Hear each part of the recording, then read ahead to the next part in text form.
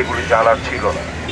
তো আমরা চাই যে আমরা সুন্দরভাবে সুস্থভাবে আমাদের খাবার, আমাদের পরিবেশ সব কিছু যেন আমরা আমাদের মতো করে নিতে পারি এবং আমরা যেন সুন্দরভাবে বাঁচতে পারি। এবং যেটা আছে সেটা অবশ্যই একটু বড় করে লেখা, এবং সেটা যেন সহজে একজন পড়ে বুঝতে পারে যে এই খাবারটি তার জন্য ঠিক আছে না ঠিক নেই।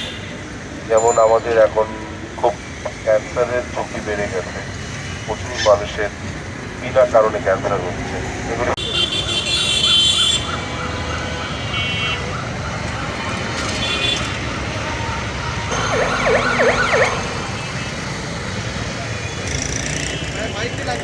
অবশ্যই লাগবে, অবশ্যই লাগবে।